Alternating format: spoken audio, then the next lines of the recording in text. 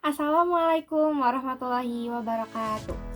Sawadika, Putri Kak. Izin memperkenalkan diri, nama saya Putri Naila Salsabila dengan NIM 2503903. Di sini saya akan menjelaskan sedikit mengenai Kerajaan Ayutthaya di bawah kekuasaan Raja Narai atau Ramatibodi III. Baik, di sini saya akan menjelaskan sedikit mengenai Kerajaan Ayutthaya di bawah kekuasaan Raja Narai atau Ramatibodi III pada tahun 1656 hingga 1688 Masehi. Nah, tapi sebelum siapa sih Raja Narai itu? Di sini saya akan menjelaskan asal-usul Kerajaan Ayutthaya. Jadi Kerajaan Ayutthaya berdiri pada tahun 1351 hingga 1767 Masehi di wilayah yang sekarang menjadi Thailand. Didirikan oleh Raja Utong atau Ramatibodi I dengan alasan memindahkan kekuasaan awalnya ke tempat yang baru, di tempat yang dikelilingi oleh sungai yang diberi nama Ayutthaya. Nah, apa sih alasannya? Jadi alasannya itu karena ingin menghindari wabah di daerah sebelumnya, dan wilayah ini diberi nama Ayutthaya yang merujuk kepada Ayodhya atau juga bisa disebut kota suci di Hindu Ramayana. Ini kerajaan Ayutthaya menjadi kerajaan yang bercorak Hindu-Buddha karena kerajaan Ayutthaya menjadi kerajaan yang sangat dipengaruhi Hindu karena warisannya kuat dari kerajaan Hammer. Masuknya pedagang dari Brahmana India, serta adopsi konsep Dewa Raja yang mana menempatkan raja sebagai sosok suci atau titisan dewa. Meskipun Ayutthaya menganut Buddha Theravada, tetapi juga unsur Hindu tetap mengakar dalam struktur politik, ritual kerajaan, arsitektur, budaya, bahasa, seni, dan juga banyak yang lainnya. Hindu dan Buddha tidak dipandang saling bertentangan, melainkan keduanya saling menyatu di dalam pemerintahan kebudayaan Ayutthaya.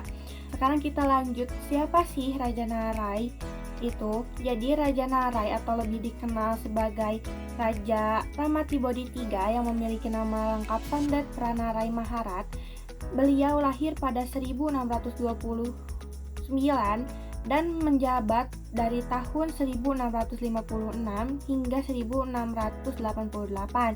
Beliau juga menjabat sebagai raja ke-27 di dinasti Prasatong dan sekaligus menjadi raja terakhir di dinasti ini. Selain itu juga, Raja Narai memiliki kepribadian yang sangat bagus. Kenapa? Karena Raja Narai memiliki kepribadian yang terbuka, visioner, dan juga cerdas. Hal ini membuat Raja Narai lebih tertarik kepada ilmu pengetahuan, astronomi, dan juga budaya asing. Karena ketertariknya kepada budaya asing, Raja Narai tidak susah untuk membuat kerajaan Ayutthaya ini menjadi kerajaan yang membuka jalannya ke ranah internasional. Seperti halnya pada 1656 terjadinya diplomasi internasional di mana kerajaan Ayutthaya berdiplomasi dengan negara-negara besar antara lain Persia, Prancis, Belanda, dan juga negara Eropa lainnya. Terlebih kepada Prancis bahkan memiliki kerjasama lebih dari satu kali. Di bawah itu juga Raja Narai memiliki orang kepercayaan atau tangan kanan yang bernama Konstantin Faulkon yang mana dinobatkan pada 1682. Faulkon ini menjadi salah satu penasihat yang membuat Ayutthaya ini berdiplomasi dan memiliki administrasi yang maju. Selain itu juga pada tahun 1660 hingga 1680 kerajaan Ayutthaya ini membuka perdagangan internasional, di mana tadi sudah disinggung di awal bahwa kerajaan Ayutthaya ini merupakan kerajaan yang dikelilingi oleh sungai, dan dari sungai ini terjadilah perdagangan internasional yang melibatkan pedagang asing maupun pedagang pribumi itu sendiri. Dari hasil ini terdapat pajak yang cukup banyak hingga membuat ekonomi kerajaan Ayutthaya ini semakin meningkat. Selain itu juga, selain eksternalnya maka internalnya juga diperbarui, salah satunya pada tahun 1670 hingga 1680 terjadinya modernisasi militer dengan teknologi yang terbarukan. karena memiliki diplomasi dengan negara asing, terlebih di Eropa, maka terjadinya percampuran antara Thailand dan negara Eropa ini. Dari sini Thailand mengambil beberapa teknik atau senjata api dan juga meriam. Selain itu juga dengan Prancis, bahkan kerajaan Ayutthaya ini berdiplomasi untuk membuat tembok pertahanan di kerajaan ini gitu. Selain itu juga karena memiliki penghasilan pajak yang cukup luas atau yang cukup besar, di mana hal ini menjadikan administrasi pemerintahan diperkuat karena kerajaan Ayutthaya sendiri menyadari bahwa pentingnya inovasi-inovasi yang harus dikembangkan terlebih di dalam aspek keuangan dan juga ekonomi, sehingga ekonomi atau keuangan itu bisa lebih terstruktur dan lebih rapi.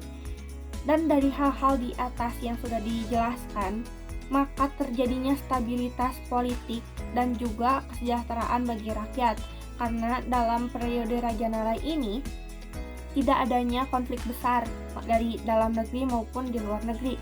Bahkan terjadinya banyak hubungan baik antara pribumi dan juga orang-orang asing. Dan ini juga menjadikan warga atau penduduk di kerajaan Ayutthaya itu lebih berfokus kepada hal yang bisa membuat mereka maju, seperti halnya perdagangan, diplomasi, dan juga hal yang lainnya. Sehingga pada 1666 hingga 1680 terjadinya pembangunan besar-besaran di Lopburi dan juga Ayutthaya. Di Lopburi, Raja Narai mendirikan Istana Narai, yang mana Raja Narai juga memindahkan tempat pemerintahannya ke Lopburi. Selain itu juga membangun bangunan pemerintahan yang baru dan juga membangun kuil-kuil yang besar seperti itu.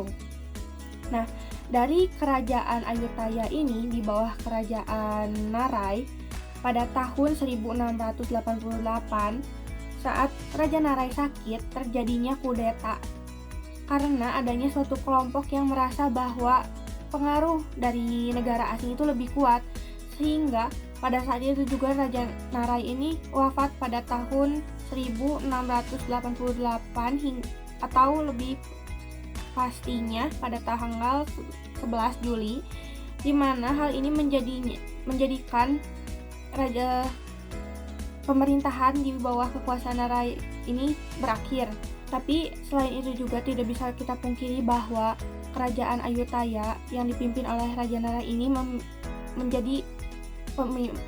menjadikan kerajaan Ayutthaya yang maju terlebih di diplomasi, perdagangan internasional, dan juga militer hingga ke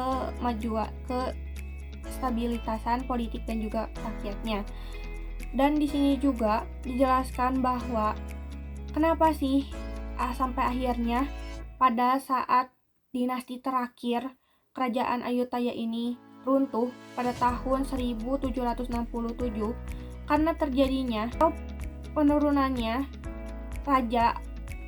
kepemimpinan raja atau raja yang memimpin kerajaan Ayutthaya ini kurang maksimal, sehingga terjadinya penyerangan dari luar, sehingga dari yang tadi disebutkan atau dari yang tadi sudah dibentuk oleh Raja Narai ini menjadi hangus karena pemimpin terakhir yang kurang mengembangkan Ayutthaya, hingga akhirnya kerajaan Ayutthaya ini runtuh pada tahun 1767.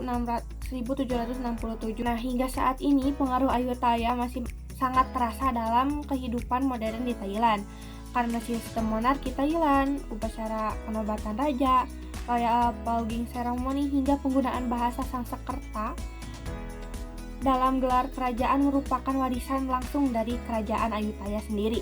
Arsitek kuil dan istana di Bangkok dan juga bangunan-bangunan seperti Wat Arun dan Grand Palace juga mengikuti gaya Ayutthaya yang memadukan seni Buddha dan juga Hindu, di mana cerita Ramakien, adaptasi Ramayana tetap menjadi budaya nasional Thailand. Dengan demikian, meski kerajaan itu telah runtuh, tetapi masih meninggalkan jejak historis dan budaya Ayutthaya dan menjadi identitas di Thailand hingga saat ini. Mungkin sekian dari saya, mohon maaf bila ada salah kata maupun perbuatan, maupun kap. Terima kasih. Wassalamualaikum warahmatullahi wabarakatuh.